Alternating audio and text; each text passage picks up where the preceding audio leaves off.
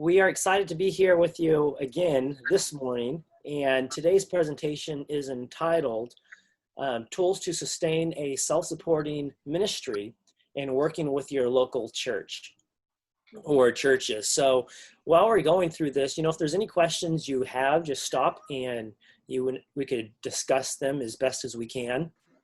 And what we're going to kind of do here is share a little bit as far as our experience working in the lines of ministry, our ministry Modern Manna, and also Bella Vita Lifestyle Center.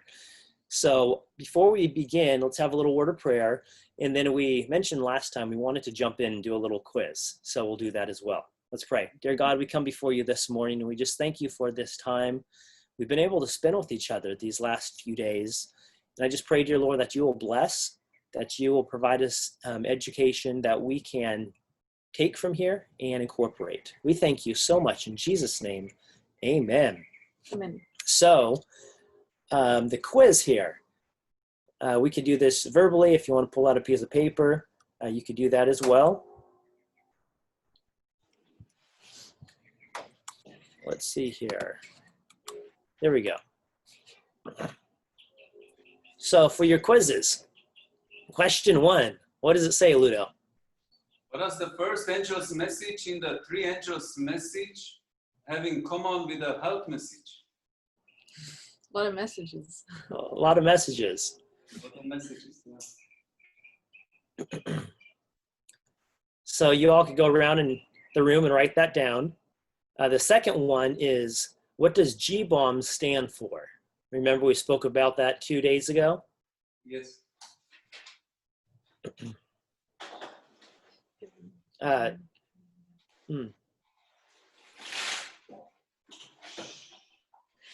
Would it be better to have them write it down, Ludo, or just somebody give an answer in the class? Yeah, everybody writes down and at the end we will review it together. This way we know right away the answers. Okay, perfect. All right, so does anyone need more time for number 1 and number 2?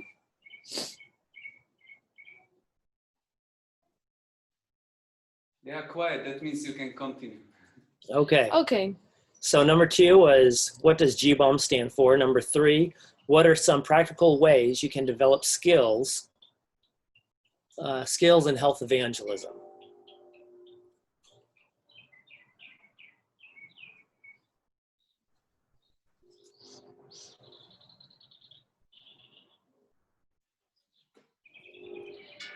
Number 4 is name a negative emotion and the organ in the human anatomy that it affects. Mm-hmm.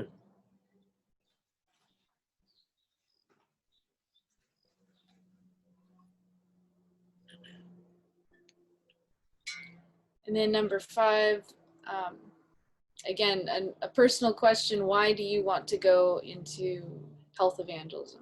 Or why do you want to participate in health evangelism?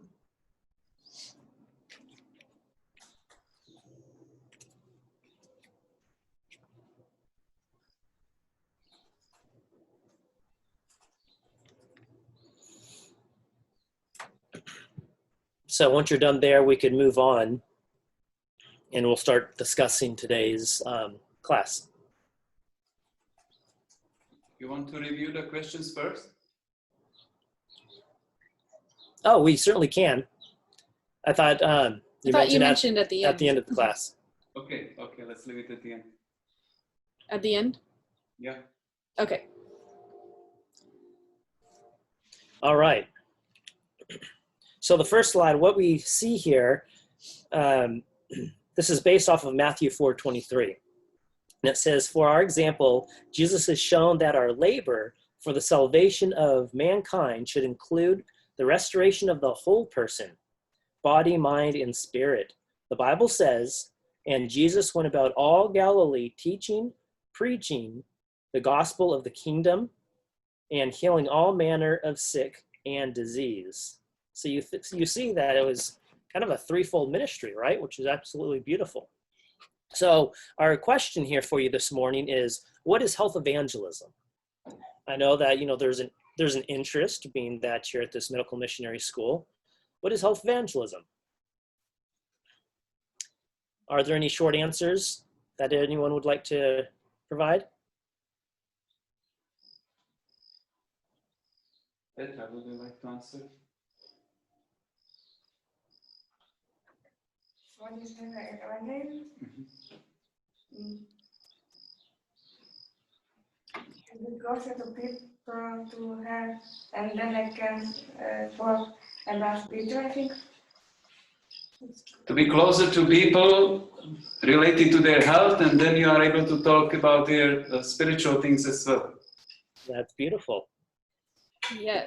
Yes. And in a book I read, this health evangelist explained it this way, that it's fundamentally a ministry that changes people. Mm-hmm. So it improves the health of people. It seeks to prevent disease and lengthen their life and their quality of life too. And it results in a knowledge of and a deeper experience with God.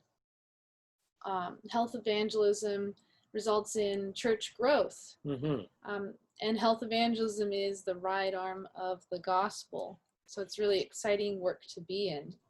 And I imagine that, health evangelism, it can take on many different forms as well, which is beautiful. I don't think there's just one specific model or blueprint that you have to work within.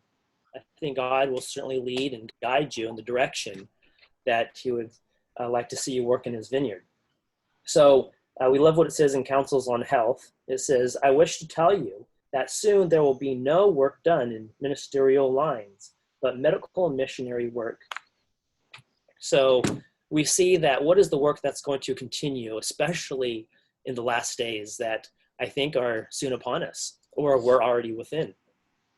And this statement tells us that medical missionary work will soon eclipse everything that ministers are doing now in the church.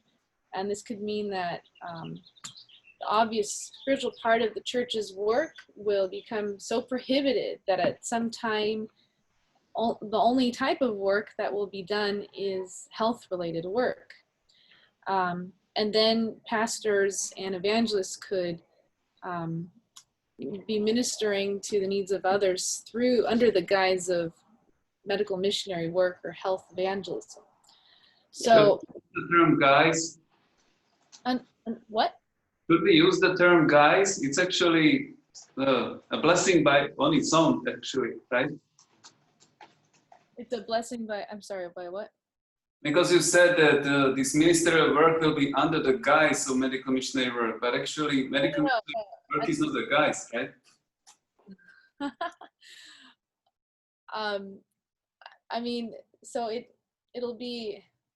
Evangelism can be under the guise of medical missionary work. So I guess I'm not really sure if you were trying to make a joke or not, or a pun. It's not this guise, it's a guise, it's a positive thing.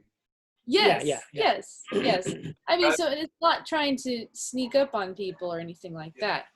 But basically it will be, according to the Spirit of Prophecy, it'll pretty much be the only type of ministerial work that is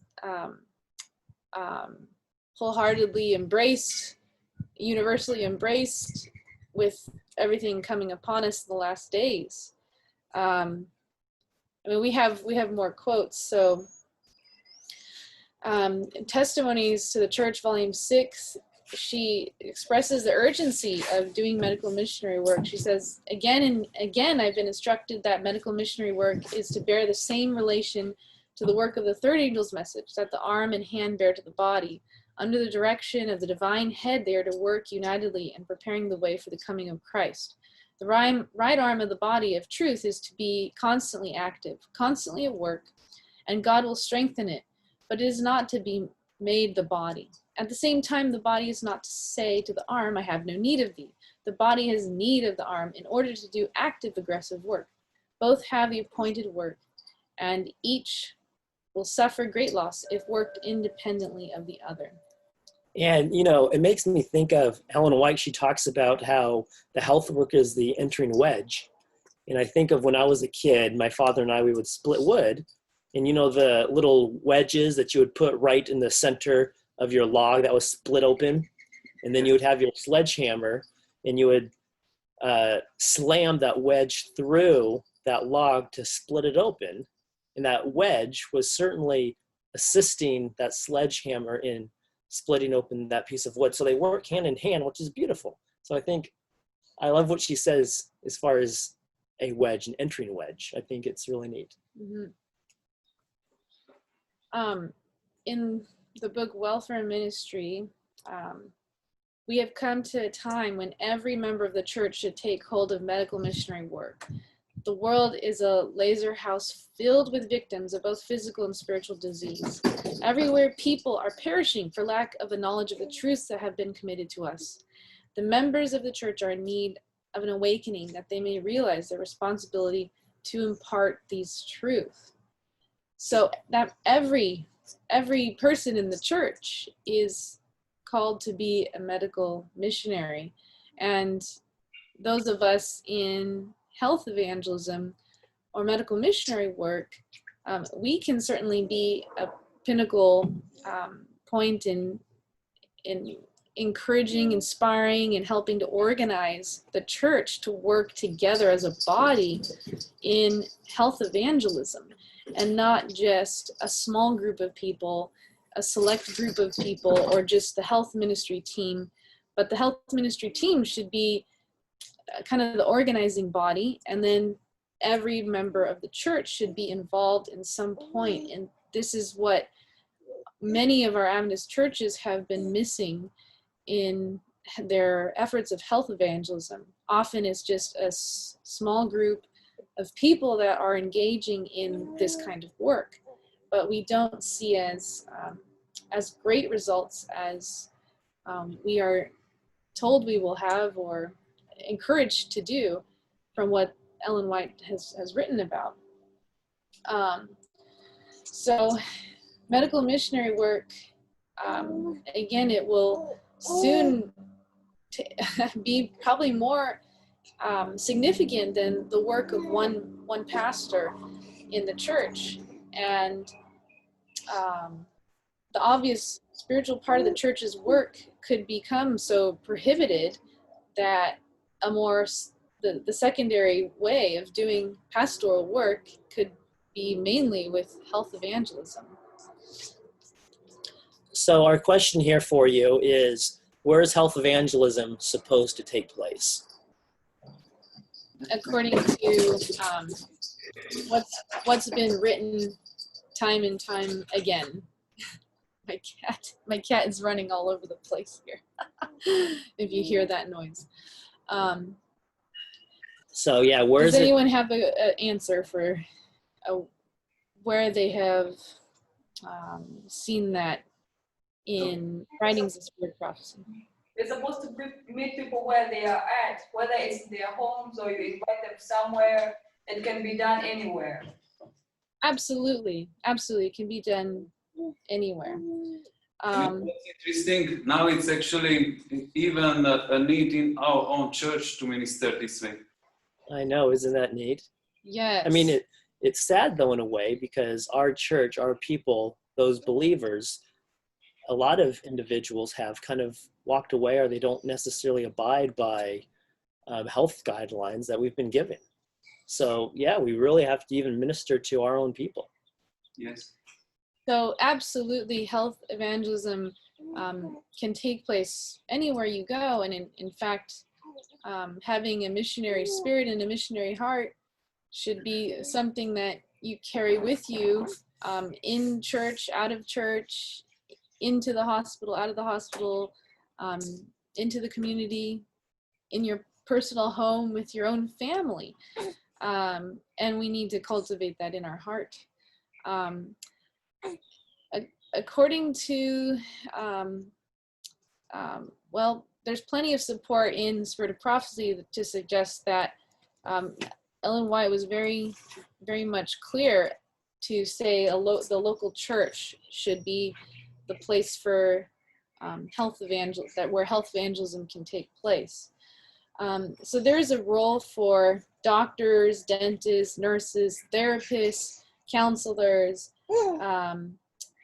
even chefs, cooks, etc., dental hygienists. Every church member should have a role in health evangelism. But even those who don't have actual medical training knowledge or a degree behind their name, that doesn't mean that they are not one to participate. Many people, even who are very knowledgeable about health, sometimes can be the leader of a health program, and they don't necessarily have to have a medical degree behind their name. But health programs can't be organized independently of church members, because our neighbors will value our church more if we learn to do health evangelism in the right way. And we love this quote from Counsels on Health, and there's fabulous information in the entire book, but we've just taken key specific passages here. It says, much of the prejudice that prevents the church of the third angel's message from reaching the hearts of the people might be removed if more attention were given to health reform. When people become interested in the subject, the way is often prepared for the entrance of other truths. If they see that we are intelligent in regards to health, they will be more ready to believe that we are sound in biblical doctrine. And isn't that neat? That seems to be one of the keys to evangelism, is helping people regain their health, people who are inspired and connect to the health principles we're teaching them, and they see results, then they will be more open. Their hearts will be more open to hearing the truths of the Bible when they hear the truths about health. Absolutely. And there's a lot of truth in that, because even at Bella Vita, what we've experienced in one testimony from one of our volunteers who comes in and helps us now, when she came through our program, we were sitting around the table, I think it was on day 3 or 5, and I was sharing with them about Christ, and she started crying. And she got up and she walked into the kitchen, and because our teaching room is right next to our kitchen right there. And with tears in her eyes, she said, you know what? I came here to go through a cleansing program, and I'm regaining my health. But she said, I had no idea that I was going to be touched emotionally. And she was so filled. And it's amazing to see individuals come in to regain their health. But a lot of times they find Christ, which is wonderful. I mean, we're not ashamed to share that. But you find people are more apt to listen to what you have to share once you started assisting them with their health as well. So has health evangelism ever been done right in a church? And I'm not talking about like a training center, school, or a medical missionary program. I'm talking about an actual health program that's evangelistic in the church. According to Erwin Adams, he is a physician and has a master's of public health, and has written a book on, he wrote the book, The Handbook of Health Evangelism. He's traveled throughout the continental US and internationally in helping churches with health evangelism programs. He studied a lot of the spirit of prophecy and compared models of Adventist health programs and other non-Adventist church programs. And according to his opinion, he says one of the closest programs that has ever come close to what the spirit of prophecy has counseled on is the program called Way Down Home by Gwen Shamblin. This ended up becoming a national success with thousands of chapters in the US. But this is a church-led health program designed by a dietitian, and it's involves the whole church Mm-hmm. in doing this weight loss program together. And so you have small group support teams, but the whole church is involved in this kind of program. I believe since he wrote that book, we have the program now, Diabetes Undone. And Diabetes Undone is a fabulous program because it takes some of those same concepts of the support group, the small groups, with a church member there at the table and really befriending people, sitting with them, sharing in their own experiences, and basically walking through the health program hand in hand with them. And this is Dr. Youngberg. Wes Youngberg. And yeah. it's similar to the CHIP program that was put out by They had a question. Thiel. I'm sorry, what was that, Ludo? They had a question. How long was that program? Yeah, how long ago was that report made about this? Oh, that was probably 15 years ago. That was a very influential program in many non-Adventist churches that had been conducted. And the woman, she ended up being interviewed on CNN and Larry King Live because of the great success that it had.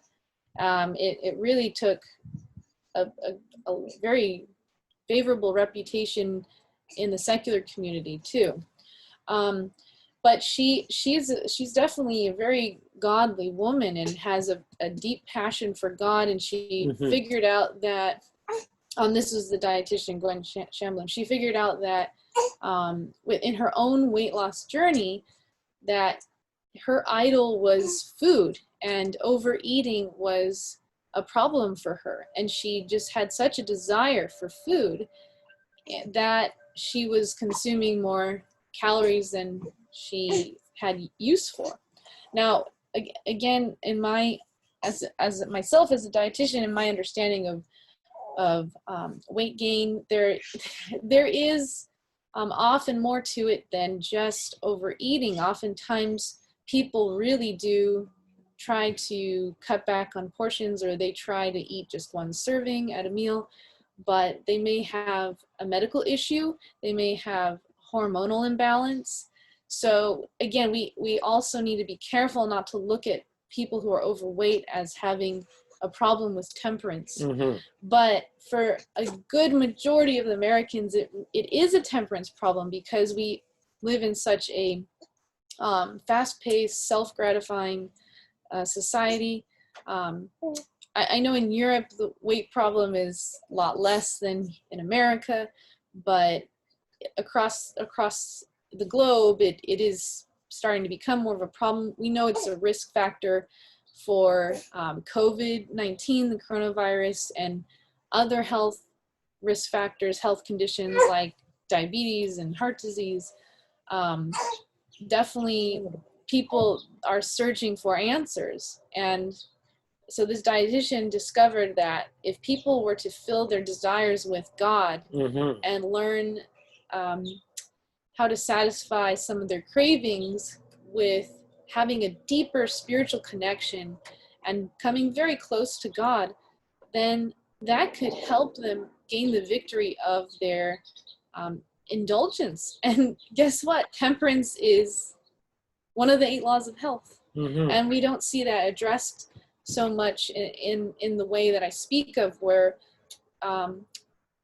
we substitute our intemperance for a deep desire and a close connection with God, and showing people steps to take in order to do that biblically. So, and I think it can be difficult too, because what we discussed yesterday on the emotional connection side of it, that certainly can be one of the reasonings why individuals have such a strong connection with their food. But also, like Jessica was saying, we don't necessarily know the reasoning why they overeat, or the reasoning why you have an individual who may be overweight. And I think that's where your health assessments are very beneficial, but certainly meeting them where they're at and really finding out what the underlying issue may be before we just want to cast blame or judgment on their life or come to maybe a false conclusion of why they're in the state they're in. Right. And again, because there's some medication regimens that they may be on, like steroids that, or antidepressants that will make it almost impossible to lose weight without getting off of those medications. So they need to address the root cause. And I see so many times physicians, and again, my father's a physician. I have uncles who are medical doctors too, or researchers. So I'm not somebody to criticize doctors or health providers. And I think we need to be careful about that too. We can't go into health evangelism with an attitude that, oh, well, doctors won't be able to help us in any way or help our people with the right health principles. No, they need maybe some extra training too, instead of just looking narrowly into allopathic medicine. But no, they definitely can be such a huge value and support. And a big purpose of success with, or a big a big thing with having success in a health evangelism program is consistency and reliability. So do people get good results from this health evangelism program? And is the church consistent? Thankfully, we had some good leaders at our local church here, and that was a big point that was brought up in a health meeting, a health board meeting, was consistency. So choosing a program and sticking with it and running with it, maybe for a good few decades, because soul winning is, and the process of gaining baptisms, that is not a quick thing to do. It's often a long process that is dependent upon the relationships that are formed, because God is a God of love, and he designed his his kingdom with us in mind as products of that love and being socially connected with one another. So that's a deep desire that humans have, is that social connection. One thing I wanted to also mention, going back to the weight thing, is intemperance. It's not just weight, because I don't want to make that such an emphasis, but people have, I think more so, people have an unhealthy relationship with food. So this could be manifested in binge eating and eating disorders. So it's not just their outward appearance that is indicative of having a problem with temperance, but it can be something that they do in secret. So which binge eating is not a good idea. Sorry, this slide got a little altered here. And I think, friendship evangelism is so important. And I think any type of lines of ministry that we're in, we're to become friends with the individuals, to get to know them. And, just like we mentioned, as far as when we assist individuals with their health, they're more apt to hear what we have to share in lines of the gospel. But I think regardless if we're trying to reach people with the gospel or we're trying to reach them with the health message as well, I think building a relationship or even a friendship is really key as well, if that's possible. So what do we see here? So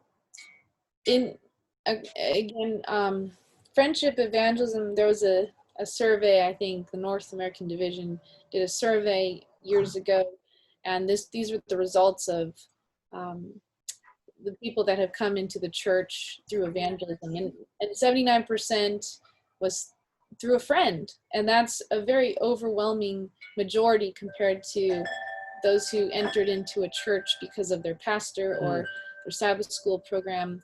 or just other programs, or special needs program, or they had a special need, or because of church visitation or crusades or camp meetings.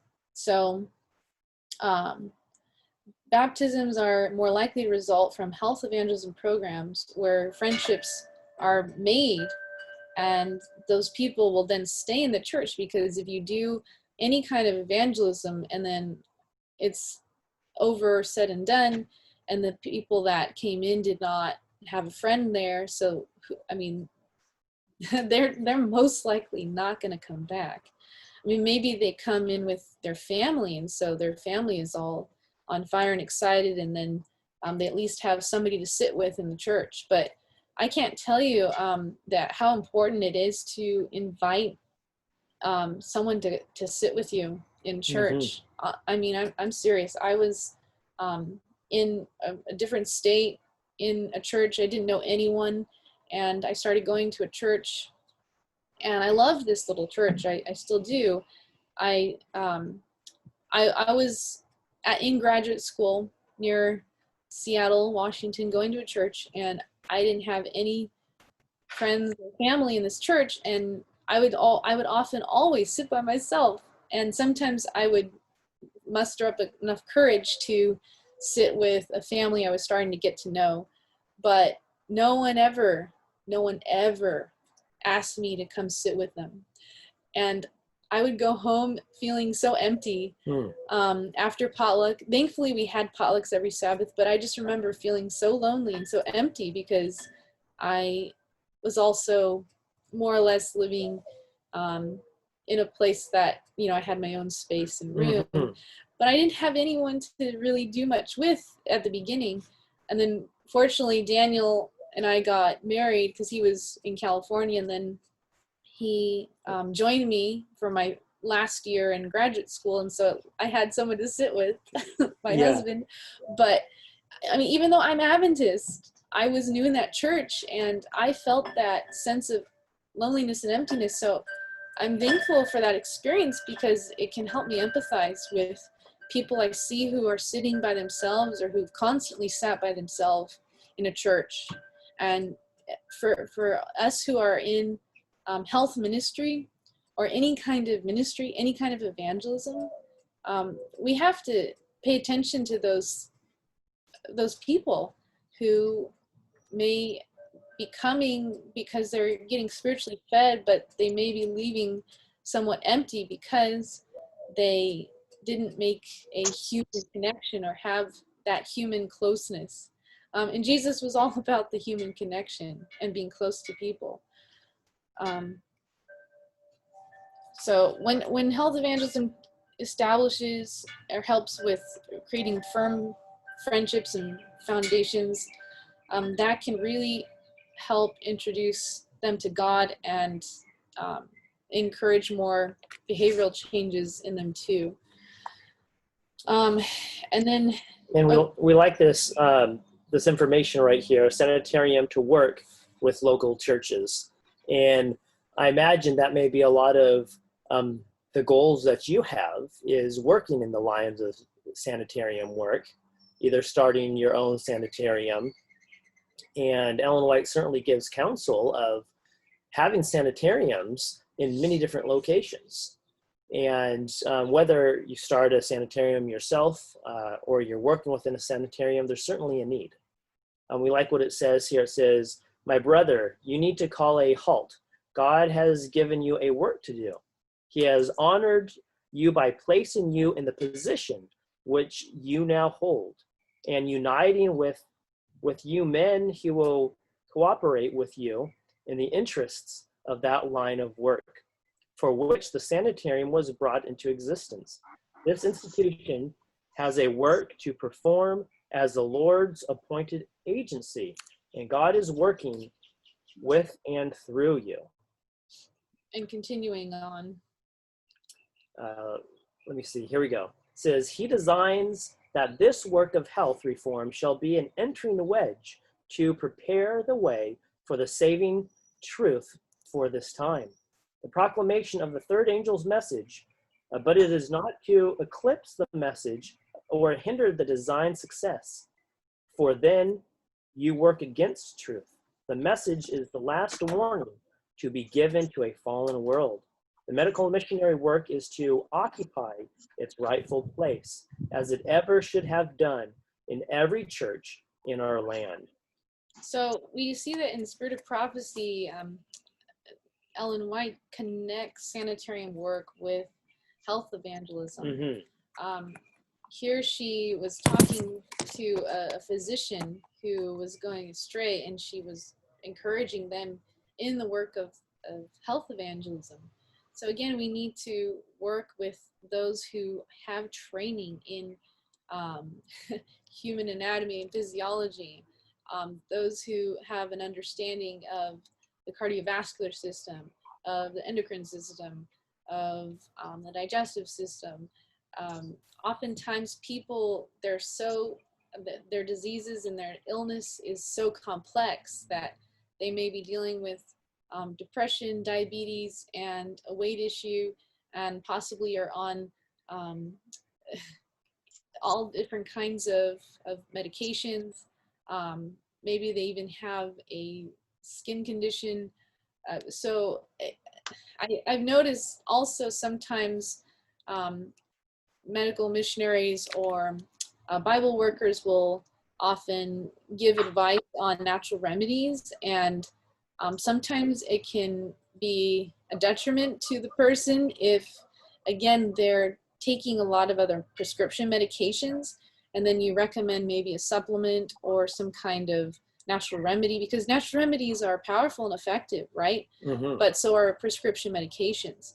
So just being very mindful of how you give health advice, especially when it comes to natural remedies and to people who have very complex comorbidities or illnesses. And that's where, I think it's completely fine to work with a physician, to work with somebody who has extensive training, to receive maybe a little more guidance if there's a specific individual you're working with and you have some questions. Mm-hmm. Because the last thing you would want to do is to harm them. I mean, right, and then you don't have somebody who feels that your message as a whole is reliable or or effective, because they may start to feel worse. So that definitely is something to be mindful of. So at Modern Manna and Bella Vita Lifestyle Center, our focus has been, and we realize that disease is increasing and more people are searching for a holistic approach to regain their health. And I imagine that you see that, especially where you're located, the school that you're at, the individuals that you've come in contact with. And people come from many different aspects of life, but they generally have one goal in mind, and that's to regain their health. Mm-hmm. So our mission has been to help people on many different means. And we also screen people who come to Bella Vita Lifestyle Center. We don't take people on hospice that are dying. We don't take people that are so complex with their health condition that they're unstable. That again, that's a liability and a risk factor. And we don't have a medical clinic or a medical team equipped to be able to triage people or address acute conditions that they may have. Again, we're more in the lines of work of restoration and health ministry and specifically detox and cleansing, but we also are very careful about the people that we bring into our program.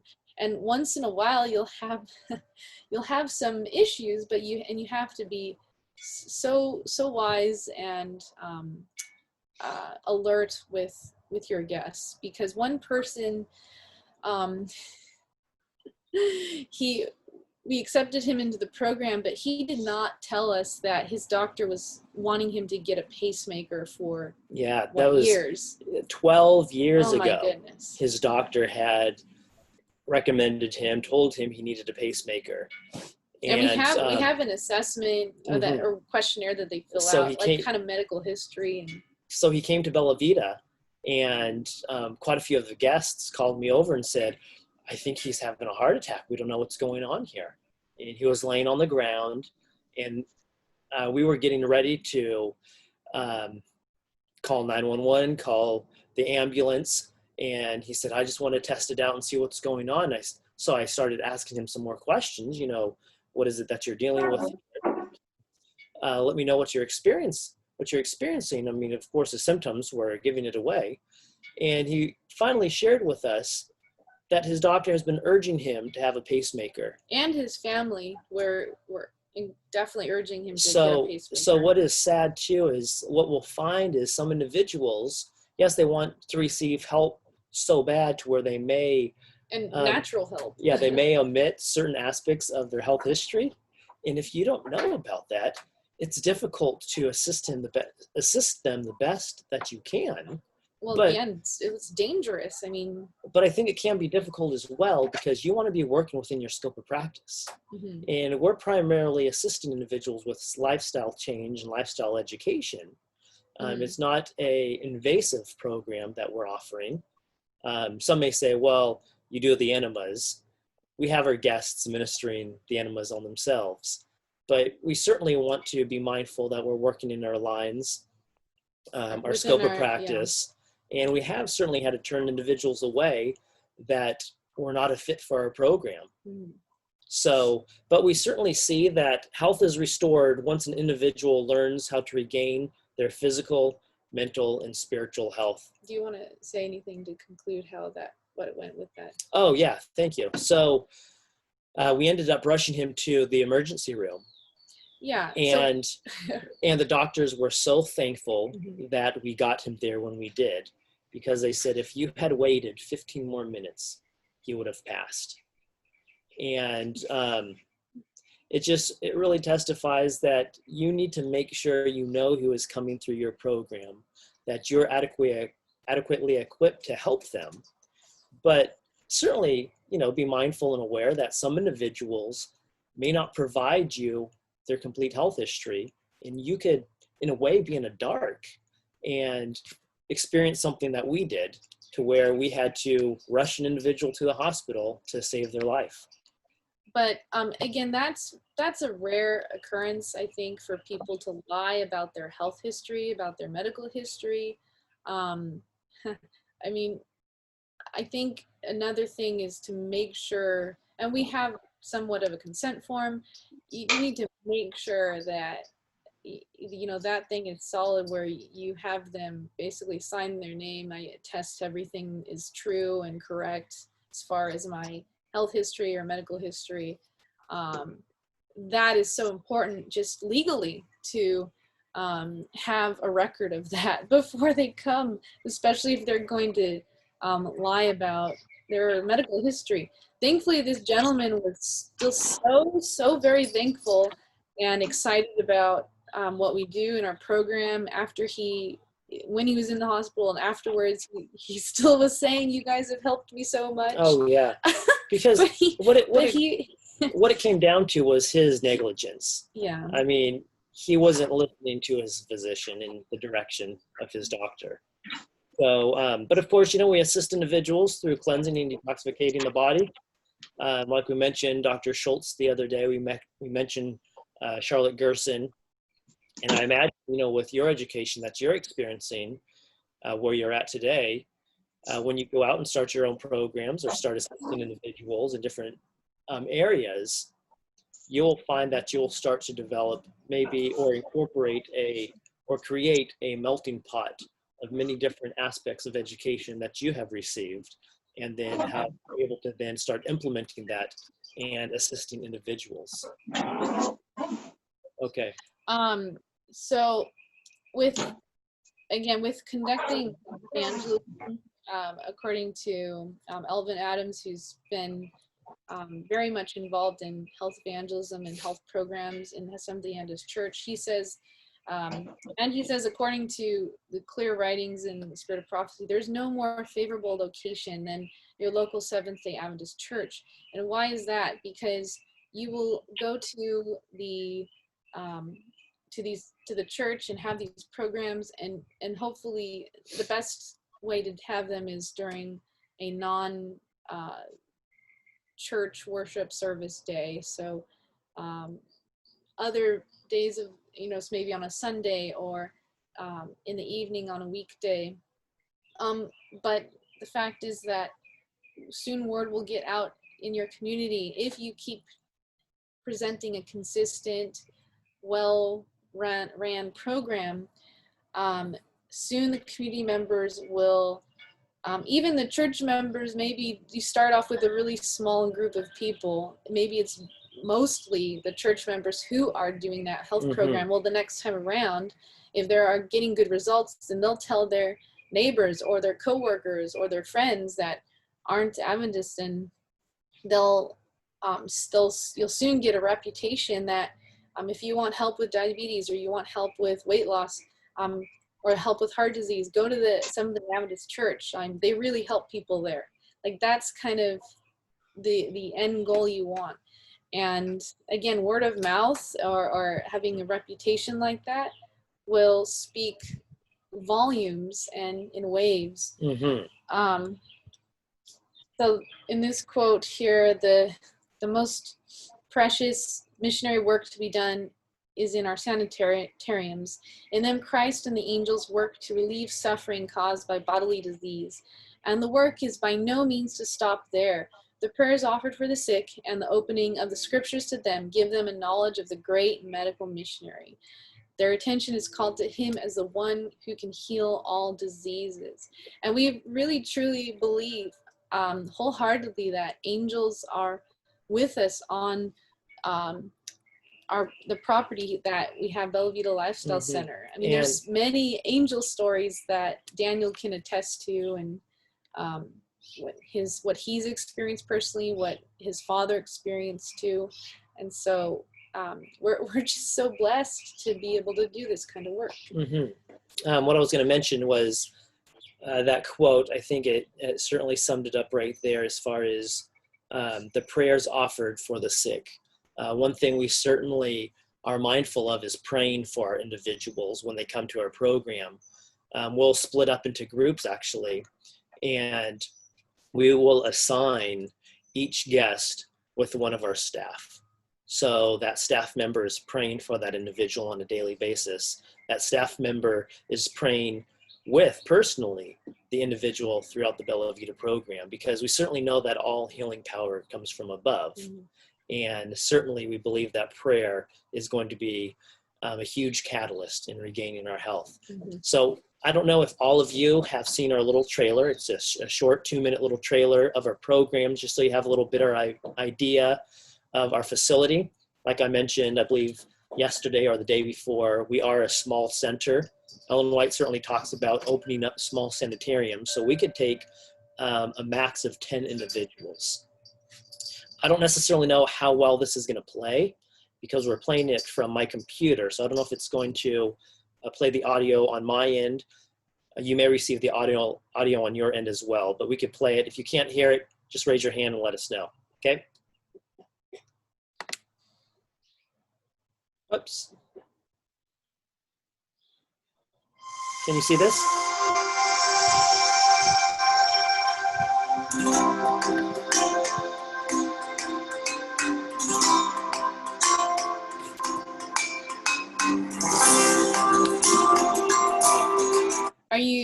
You're raising your hand?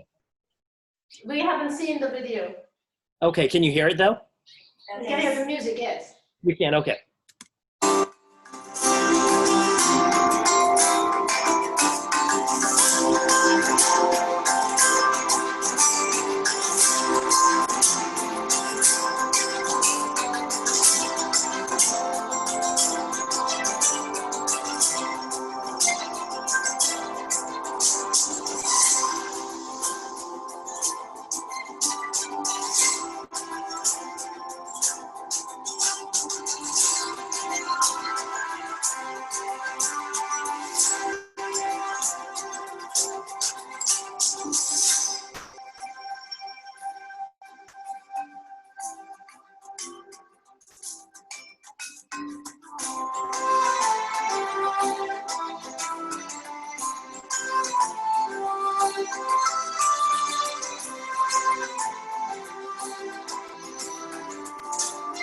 Daniel, we cannot see video, Daniel. They can't see the video. Can the students see the video in the class? He said no. No, that's what it's. Oh, I see. Can you see it now? No. PPT. Interesting. I have to share the, okay. So if I do a new share, if I share the desktop, can you see it now? Yes. Yes, Okay, should I start it over? yes. Okay. And George, Ludo knows George. George was a huge help with us, and we all worked together on this. So,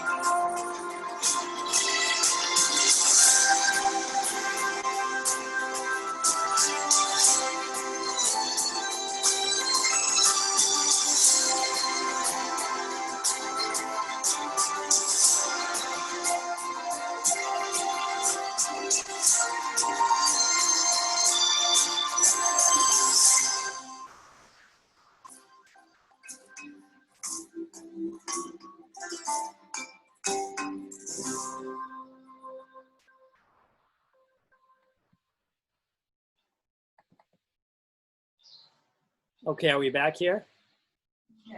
Yes. That was so lovely. Thank you so much. Yeah, you're welcome. Let me close this here and pull this back up. thank you for saying something, Ludo. I guess we didn't hear correctly. They Yeah. told us. So, God has certainly blessed us with this program, and we believe it's God ordained. It's a small facility, but many lives have been blessed. We started our program in 2001. Could you and- stop? Could you stop sharing?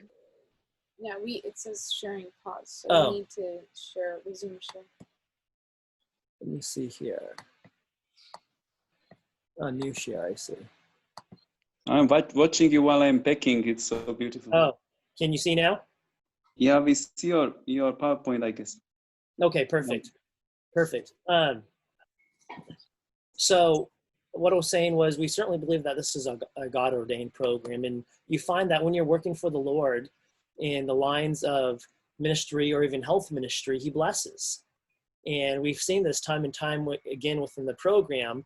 Now, I mentioned the other day I was going to give you kind of a snapshot of what our program financially looks like. And this is kind of broken down to a specific Bella Vita program. And this is with about 11 guests along with staff as well. And if you have any questions on this, you could ask me any questions you have. But you see that starting on the right-hand side, program income, it generates about 33% household and herbal formulas, household supplies, about close to 9%, utilities, almost 7%, food and juicing items, close to about 11%, personnel, so wages, that's about 33%. Now, again, we're a small facility, so we don't have large numbers to really offset some of these costs. Property and fees, property taxes, licensures, certain things like that, about 4%, and advertising about 2%. We do advertising, not a whole lot of advertising, because word of mouth is huge. Individuals who have come through our programs, and then also our database that we have throughout the years. We do a lot with social media, and also a lot with email campaigns as well. So, but you kind of just see a little snapshot. Any questions so far on what we've shared?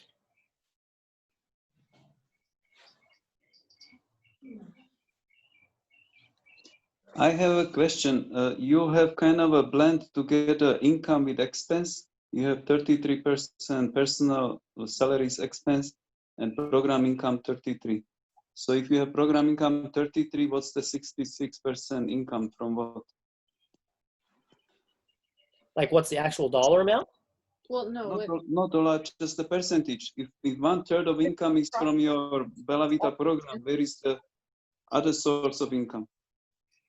Right, because so what it looks, yeah, like what he's saying is this is the profit and everything else is expense, right?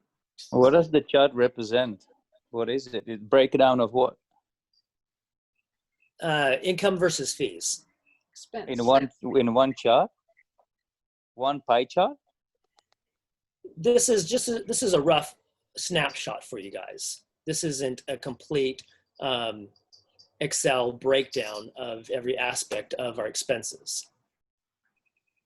But it looks like the program is expense outweighs more of the income, is I think what they're asking about. Now, and that's what I said. We're a very small facility, so we don't have large numbers. So sometimes it becomes a form of a ministry outlet covering expenses. That's not always the case. And that's where, we have other lines within our ministry where we have means of income. When I worked through these calculations, I thought I had them pretty exact. I would have to look at them again to double check.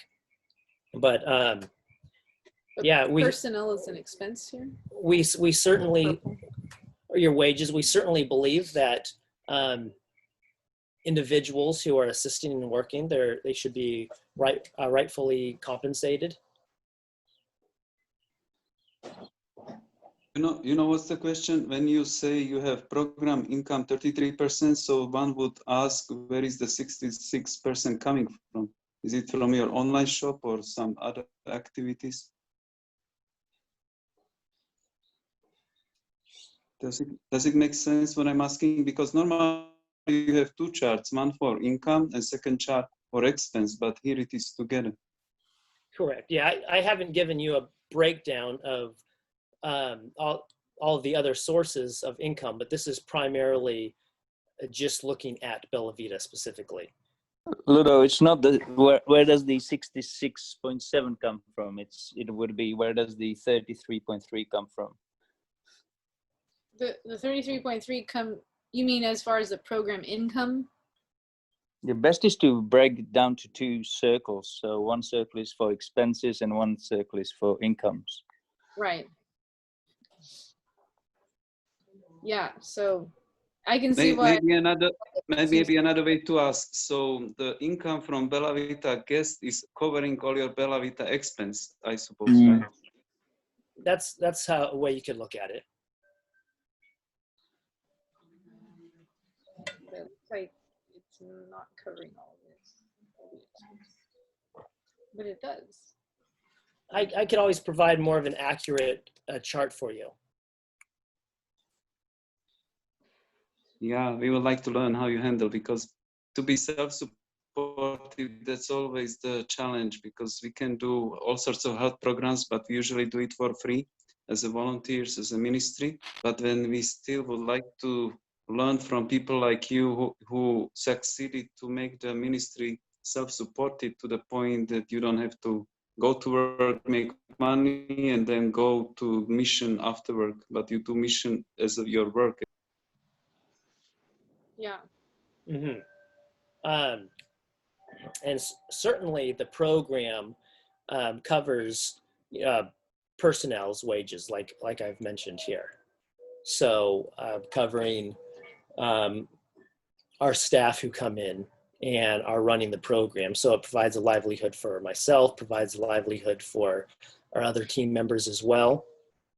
But is it a ministry outlet? Are we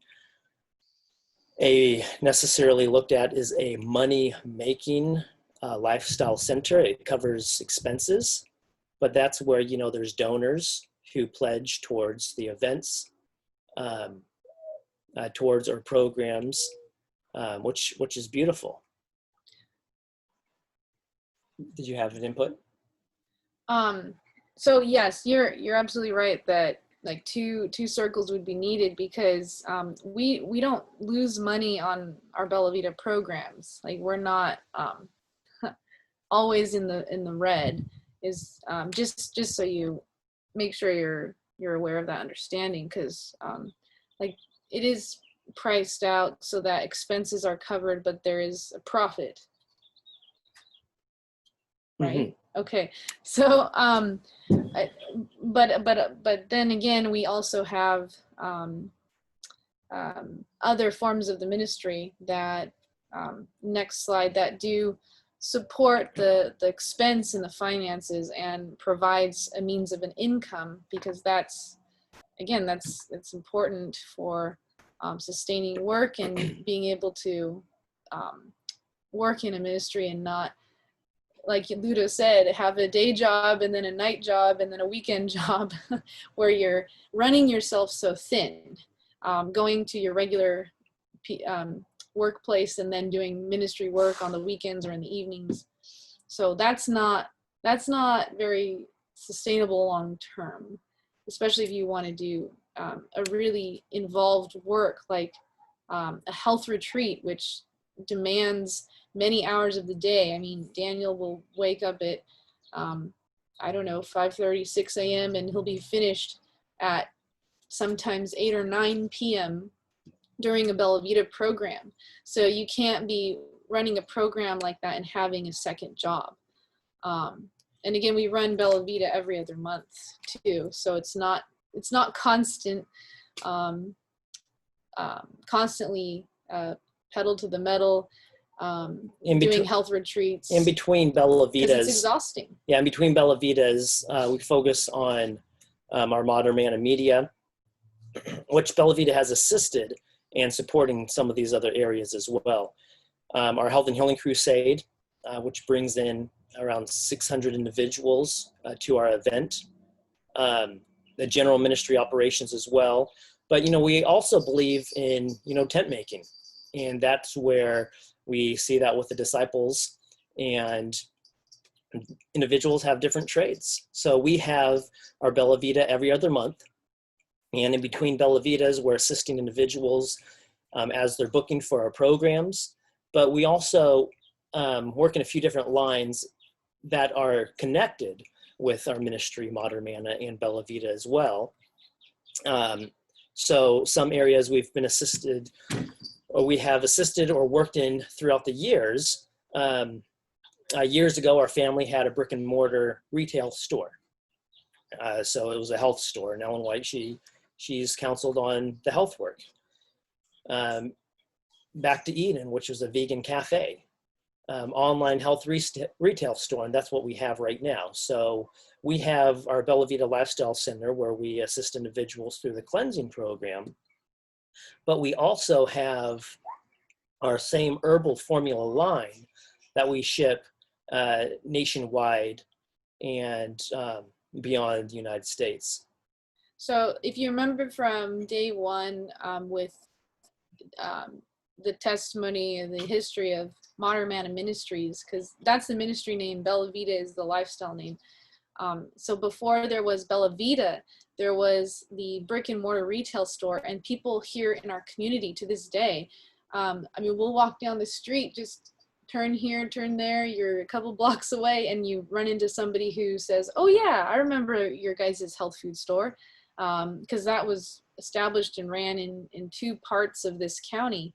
And this person, they're a stranger to us, but they remember the health store, and then that health store soon opened up a vegan cafe, which again, we're given counsel on restaurants and health vegan cafes or plant-based restaurants or delis that can be a center for education, because restaurants were supposed to be counseled to be health education centers too. But then when did Modern Manna take their Modern Manna Health retail online? In the early 2000s, we moved it online, and one, online was becoming popular, but when we ended up closing our retail store, because we don't have the retail store any longer, The brick and mortar retail store. The brick and mortar retail store. The store was originally established in the 1950s, and the property was owned in the area where it was located. The demographics of the town had completely changed, and our focus was going more so into Bella Vita and the ministry end of it, but we still wanted to continue to assist individuals with health formulas, and that's where we moved online. And again, that provides another means of financial support to continue the ministry work and to continue, you supplement the financial support for running a lifestyle program. So that's Modern Manna's Herbal Line. And I think another thing is what attributes to the success of Manna Manna Ministries is being a very astute business person. So like the Vierra family and Daniel certainly is very talented with running a business, and definitely is passionate about that too. So that is huge in order to sustain any kind of ministry. I mean, you can't be looking at profits as a negative result of what you do. You have to embrace that and not, I guess, not feel shame from that, because so many people think that in medical missionary work you need to be in poverty or living basically paycheck to paycheck. And I'm not saying anyone that is out there telling people to do that or thrusting that kind of ideal upon you or us. But I think deep down we feel like if we're doing Christian work, we need to be, I mean, so okay, yeah, if we're doing Christian medical missionary work, we certainly want to be living within our means, not living above our means, okay? But we also don't need to feel that we have to be in a certain level of income threshold. And we, look, for me, I grew up in a home that I was provided for many different areas of my life. Daniel certainly had many opportunities as well, but his family and his father instilled the value of hard work and the worth of a dollar. For me personally, I'm not the best at budgeting, but because of my husband and his talents in business and in being a good steward, I put things into a budget now. We both share in our personal finances. We have a budget. We've gotten ourselves out of debt. I think that's a really important thing to address here, because so many lifestyle centers in ministries are often just barely making it, or in the red, or in debt, and that is not a good witness to the world, to your neighboring health missionaries. So I just want to encourage you guys not to look at finances as such an uncomfortable thing, but you have to let your dollar work for you and address those tough questions in maybe your health ministry board or your health ministry team, but have somebody who is very knowledgeable in running a business and finances. If you want to live your missionary work as your main job, as your main source of income.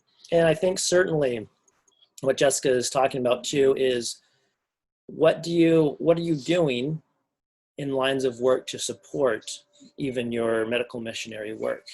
Yeah, because at first you may not, of course, be able to establish yourself with a huge profit margin, but you may need to have that second job or find another source of income in order to support getting to where your goals and dreams are. So like, here are some like ideas for retail. Everyone's given some kind of talent or gift. Maybe it's writing, maybe it's being an online editor or writer. You can actually go online and find different programs where they pay you to write little advertisements or blog posts, or I mean, to have that knowledge and skill in writing is so essential, and you can do so much and make some money off of that online too. Mm-hmm. Having an Etsy store, if any of you know how to do any kind of craft or trade work, maybe it's crocheting, maybe it's knitting, maybe it's sewing, you can certainly start to build up a supply or collection and sell things like that. Maybe it's artwork, maybe it's photography. With photography, it might be a good idea to develop a webinar or a program where other photographers can pay you to teach them how to take good pictures, because it's definitely takes a lot more creative thinking and thinking out of the box when it comes to making money with photography. Definitely in Europe, I know like wooden products are very popular, and like wooden toys are very popular here in the United States, and a lot of them come from Europe. So maybe it's learning a trade in woodworking.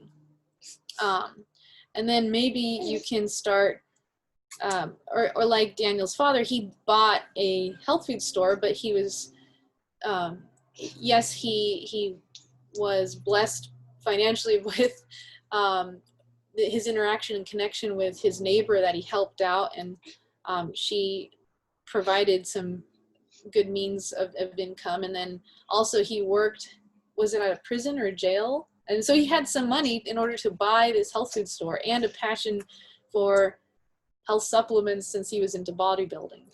Yeah, she's kind of sharing what his life and direction was like before he came to Christ and had more of a interest and focus and felt called to ministry. Right. But he had, I'm saying like just the practical, like financial and like the means of being able to purchase the health food store, right?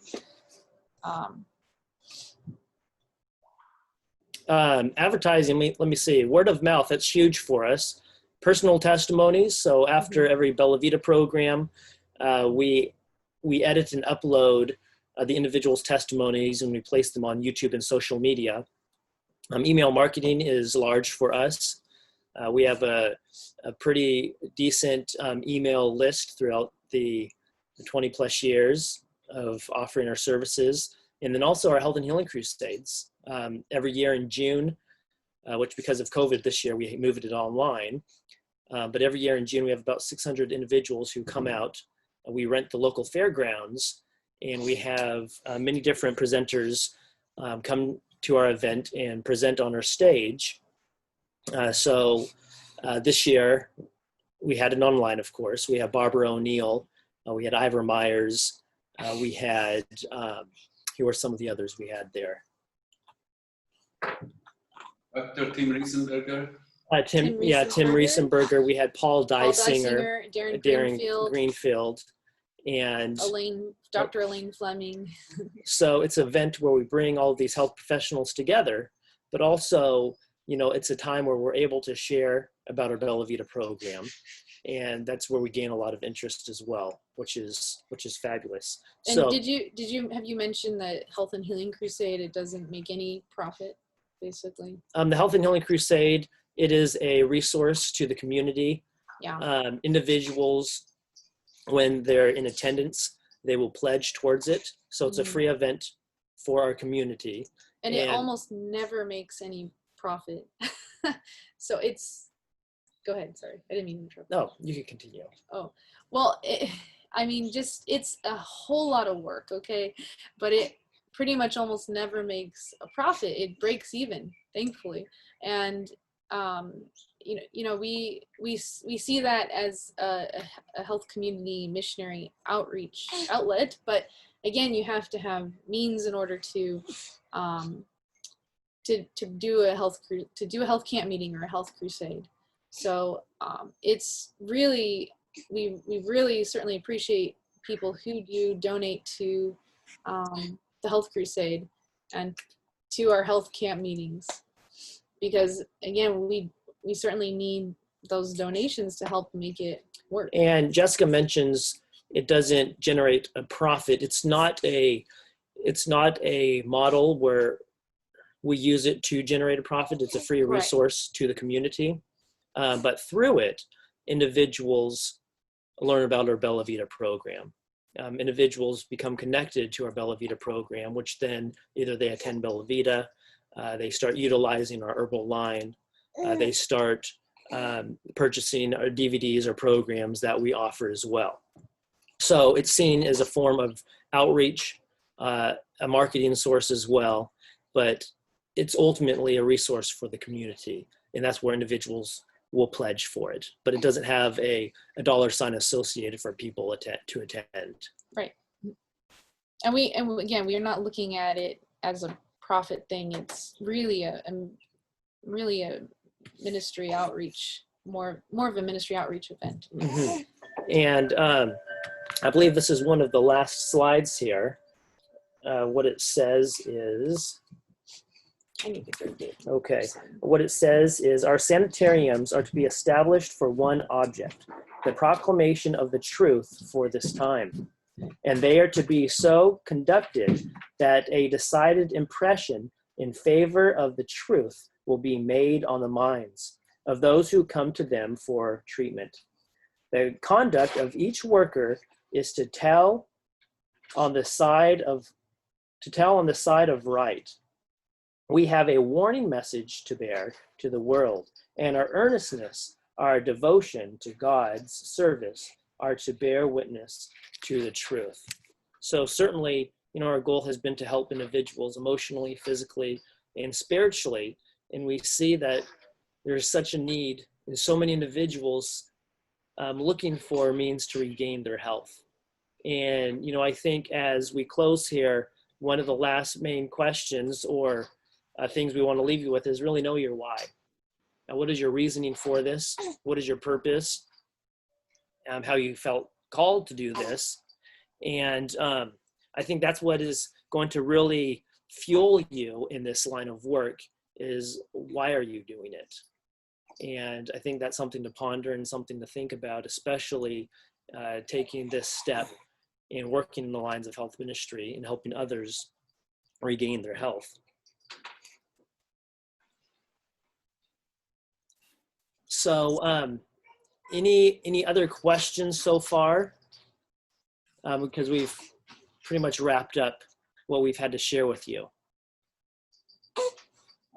You have a question? I have one question, Daniel. Yeah. You developed with your father this 10-day detox kit. Yes. Is there a way that Hergelia could franchise, or I don't know what are these business models to get a recipe and we could have the 10-day detox kit here? I see. Yeah, good question. We haven't done any type of franchising before, but we received education through Dr. Richard Schultz and going to his crusades many years ago. Yes. And as a student of his, he told his students to go out, reach as many individuals that they were able to reach, and he provided, it was kind of a paid providing this information, but he provided information to go out and essentially duplicate or model a cleansing protocol off of his. Hi. But we haven't done any type of franchising in the past. We've had individuals kind of interested in that. And the difficulty is when you're working with other countries, trying to export our products to other countries. But I think that may be, more of an in-depth conversation we could have, figuring out logistics and if that would be something that would potentially work. Yes. That's why I thought it would be easier to buy a recipe instead of products, because we can find locally the way how to put it together. Yeah, good question. I see there is somebody making questions in the chat if you want to have a look. What is the cost of They are asking what's the cost of the program of Bella Vita. The students are asking. So our program, it's $2,995. That's US. And that covers, I guess you could say it's all inclusive. So everything we provide is included within that price. There are a few additionals, but the price is, like I mentioned, $2,995 for the participants who attend. Somebody else wants to ask the question from classroom or from Zoom audience?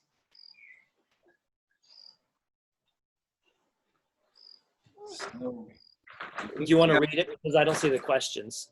That's the question from Frank also about the finances. I mean the price. So you answered both Frank and students. Do they have like repeat keep coming back? Oh, interesting question. Do you have people coming repeatedly to you once a year or so? Not necessarily once a year, but we do have repeat clients who come. We have one lady who's interested in attending our next program, and this will be her fourth or fifth time attending. Beautiful. So, I mean, certainly the goal is to provide them education so they could go out and change their life. But, there's times where individuals still need a refresher or just need a little more guidance to get back on track. What would be the percentage of the repeats? Here at Hergelia, they say it's about 30%, right? About a third of the patients keep coming over and over once a year or so. Is that right? Yeah. I would have to look and see. I don't have those numbers on the top of my head. I would say repeats would be relatively small. Okay. And I think one of the reasonings for that is we offer our take-home programs. So once individuals come to Bella Vita, we're then able to offer them as often as they would like to our take-home package. So we ship to them what they're going through here at Bella Vita. They just don't have the personal, they don't have the individual, our staff, assisting them, doing everything for them. So they could just come and completely relax. I'd say very similar to what you're doing there. Everything's done for them. They're coming to focus on their health. When they purchase our package and do it at home, they're having to do everything for themselves. So that's your 10-day detox kit to buy and do it at home. Mm-hmm. Correct. So I would say repeats would be a small percentage, but as far as individuals who have attended our Bella Vita program, who then do our cleanse or take-home cleanse on a regular basis, I would say there's a large percentage for that. Mm-hmm. Yeah, there is a question from Frank. Do you offer or do monthly follow-up coaching? So that's something we're working on developing. We do offer a coaching program for individuals who want further assistance, but we haven't, heavily provided that or marketed that yet for our clients, because that's something that's still in the works of really developing. Yeah. But we're always here as a resource for them. So individuals are able to call into our office, they're able to ask questions, we're able to certainly help them. But as far as a specific coaching program that we've designed, Jessica's mentioning nutritional counseling. We do offer that, and I guess I'm kind of lumping that in with a coaching program.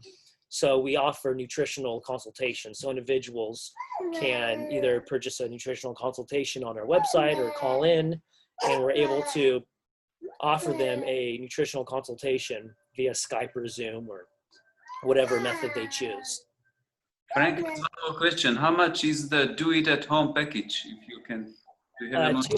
Yeah, $231, and that's US. Do you have a farm? Where do you source your food for your health retreats? Yeah, great question. So we have 3.5 acres. That's the property we have here. A small portion of that is our orchard and our garden. It doesn't produce enough vegetation for our Bella Vita program, so we do purchase carrots, apples, the greens, the raw food ingredients for the meals that we serve, and of course all organic.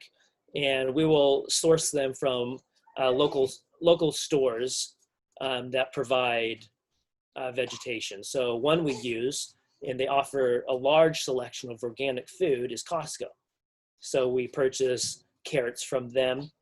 We have a local grocer, and we purchase our apples and our greens from that local grocer. So we go through a few different, stores to supply us with our juicing and food needs at Bella Vita. I will say, I helped out with this last year of just picking all the apples from the orchard tree. I don't think we really ever had to buy green apples once, because we had enough apples from our apple trees for one Bella Vita program that year. And lemons, we have so many citrus trees. So yeah, we planted them together, you remember? Yeah. So since we didn't have a Bella Vita, we didn't have Bella Vita programs, too many of them this year because of COVID coronavirus. But before that, when the lemons were in season, and even after in January, I think in January we probably exclusively used our citrus fruit, like for the lemons, the lemons that we needed. And then after that, we just packaged and froze the lemons that were juiced. So we have quarts and quarts, or liters and liters, because in Europe we use liters and liters of frozen lemon juice that we will use in the future. So we definitely love sustainability, and that would be great to be wholly sustainable, but no, we do have to purchase some produce. Yeah, and it's certainly nice to have your fruit trees, like Ludo was mentioning, planted the citrus trees, because they're going to bear fruit maybe not all year long, but if you have many different types of fruits, then that may be the case. Having an extensive garden, I think that would be fabulous. Now, when Ludo was here, we had a nice thriving garden. We are a small staff, of course, so we don't have a large piece of land to have a large orchard or a large garden. But I think if you have the land, or you have the means for that, I think it would be fabulous to then be completely self-sustaining, where you're growing your carrots. You use a lot of kale. Maybe you're growing your kale as well. You have your orchard for your citrus and your apples, depending on what you're using in your center for your guests. Karin has a question. Okay, they have herbal cleanses. Do they make their herbal cleanses there, or do they buy them, or what? Did you hear the question? I didn't. You want to repeat it? Your herbal line, are you mixing it in your facility, or how you create all these? Yeah. So we have a herbal manufacturer that abides by government regulations, that bottles everything for us. So we don't do the bottling and the mixing ourselves. We have that outsourced for us, which certainly frees up a lot of time to be able to have our Bella Vita program and assist people in other means as well. And I think, especially if you have a small staff, you have to look at how are you able to outsource. because there's only so many hats that, you know, one individual or two individuals can wear. And you certainly want to be able to apply the laws of health that God has given us. And you don't want to have to wear yourself out. But anyways, in a nutshell, yeah, we outsource our herbal line manufacturing. Maybe last question from Frank. What is the weather like where you are? Do you have a mild winters and hot summers? Yes, we do. More like Mediterranean. Right now, I think the days are in the high 90s, low 100s. I'm not sure what that is in Celsius. And then in the winter, it may be 60s. We never 50s, get 60s. We never get snow. No. We never get snow here. As far as where we're located. In the mountains of California, higher elevations, you do get a snowfall, but even then it's not as deep of a snowfall as the East Coast. So the East Coast they have a lot more problems with bugs and harsh weather than we do here on the West Coast. Mm-hmm. Thank you so much. This was really meaningful. Thank you for all your questions, everybody. Thank you, Neil and Jessica. That was a blessing. I see somebody tries to speak. JJ Stock, do you want to say something? I'm sorry, I didn't realize I wasn't muted. Oh, okay.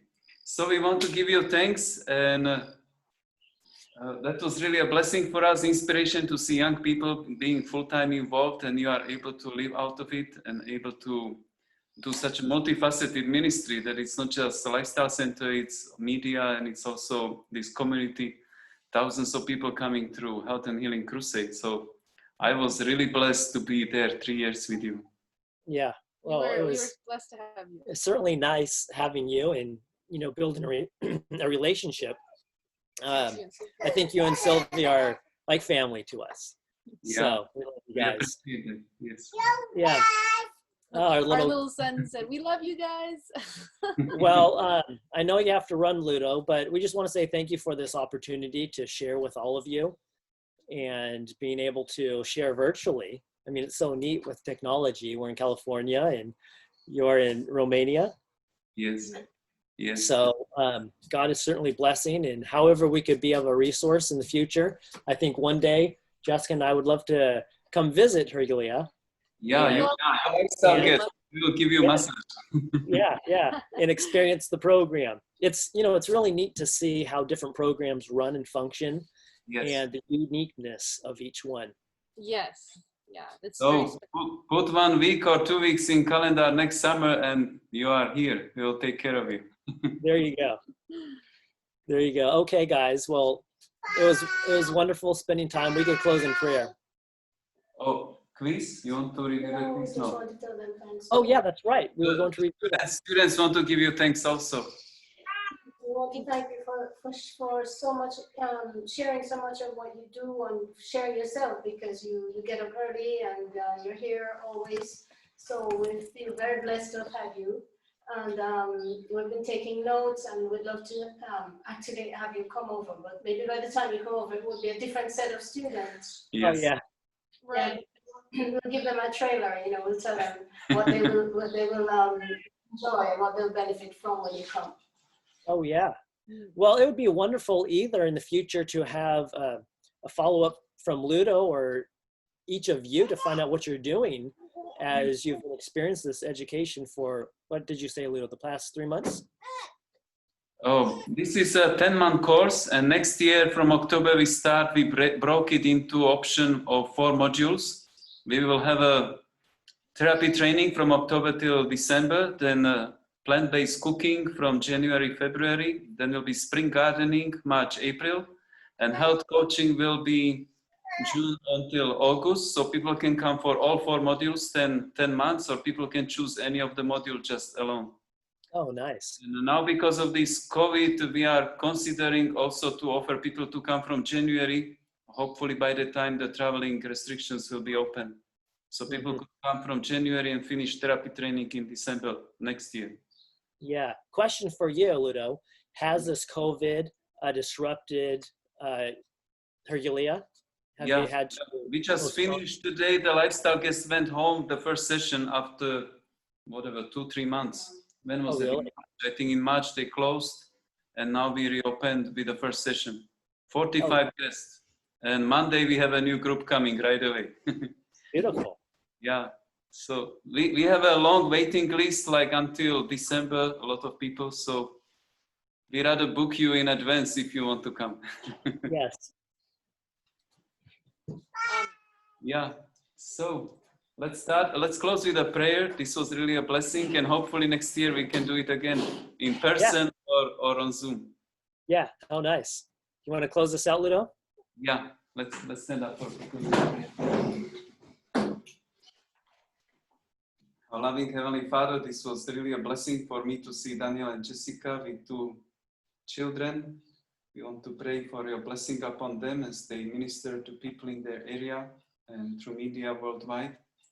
And we long to see each other, so we pray that maybe next year you will open the door that they could come to see what's happening on this side of the world, that we can mutually enrich each other with these experiences and different ways of approaching the lifestyle diseases. Please bless our students as they carry this information to their homes, that they can inspire others to care for their body and emotions as well, as we heard in this program. We love you and we praise you through Jesus Christ. Amen.